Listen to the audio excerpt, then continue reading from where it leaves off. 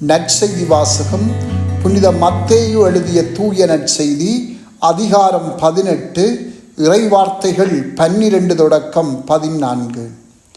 அக்காலத்தில் இயேசு தம் சீடரை நோக்கி கூறியது: இந்த நிகழ்ச்சியை பற்றி நீங்கள் என்ன நினைக்கிறீர்கள்? ஒருவரிடம் இருக்கும் 100 ஆடுகளுள் ஒன்று வழிதவறி அலைந்தால் அவர் 99 ஆடுகளையும் மலைப்பகுதியில் விட்டுவிட்டு வழிதவறி அலையும் ஆட்டை தேடிச் செல்வார் அல்லவா? அவர் அதை கண்டுபிடித்தால் வழிதவறி அலையாத 99 ஆடுகளையும் பற்றி மகிழ்ச்சி அடைவதை விட வழிதவறிய அந்த ஓர் ஆட்டை பற்றியே மிகவும் மகிழ்ச்சி அடைவார் என உறுதியாக உங்களுக்கு சொல்கிறேன். அவ்வாறே இச்சிறியோருள் ஒருவர் கூட நெறி தவறி போகக்கூடாது என்பதே உங்கள் விண்ணக தந்தையின் திருவிழம்.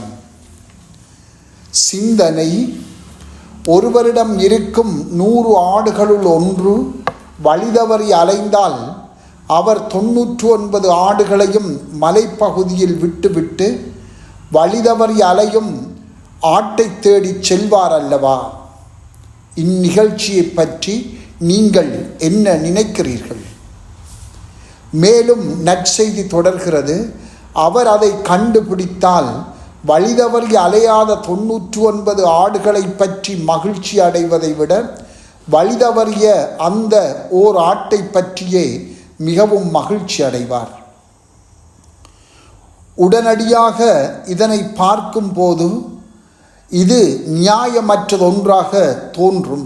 ஏனென்றால் வழிதவறி அலையாத 99 ஆடுகளையும் குறித்து அவர் முதலில் மகிழ்ச்சி கொள்ள வேண்டும் இல்லையா?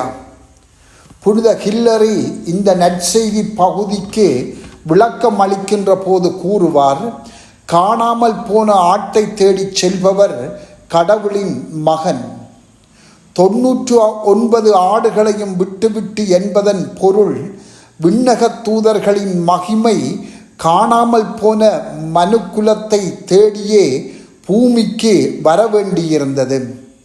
முழு மனுக்குலமுமே காணாமல் போன ஓர் ஆடாகும். அது எங்கள் ஒவ்வொருவரையும் தன்னுள் கொண்டும் இருக்கின்றது.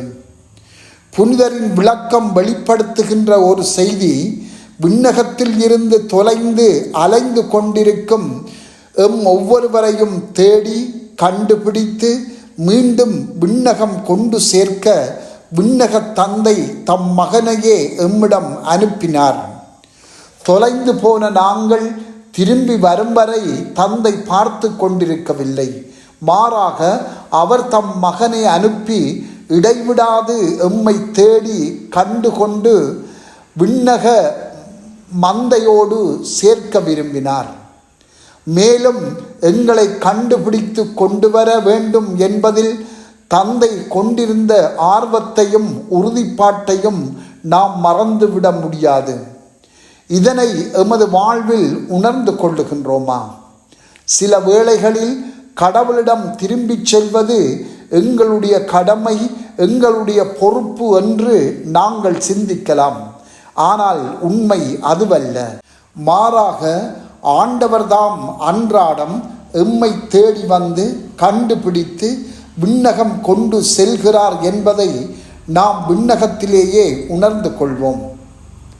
இந்த நற்செய்தி பகுதி சொல்லுகின்ற இரண்டாவது செய்தி ஒவ்வொரு ஆட்டையும் கண்டுபிடித்து அதை தம் தோள் மீது போட்டு செல்லுகின்ற போது அடையும் மகிழ்ச்சியாகும். பொதுவாக நாம் கடவுளை ஒரு நீதிபதியாக, எம்மில் கோபம் கொள்பவராக, எம்மை தீர்ப்பிடுபவராகவே பார்க்க பழகிவிட்டோம்.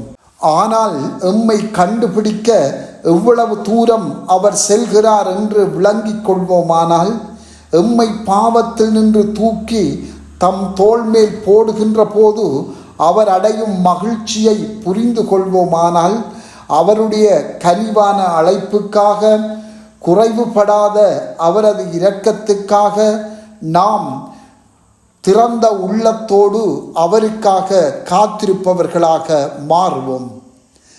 ஒவ்வொருவரையும் தனிப்பட்ட முறையில் தேடி கண்டுகொள்வதற்காக அவர் கொண்டுள்ள ஆர்வத்தையும் உறுதிப்பாட்டையும் இன்று தியானிப்போமாக. எம்மை கண்டுபிடிக்கும் போது அவர் அடையும் மகிழ்ச்சியை சிந்திப்போமாக. எமது மனம் திரும்புதலால் நாம் ஆண்டவரை மகிழ்ச்சி கொள்ளச் செய்ய முடியும் என்பதை நினைத்து வாழ்வோமாக. செபம்.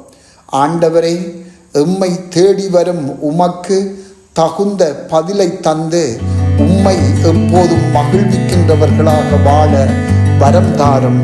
ஆமென்.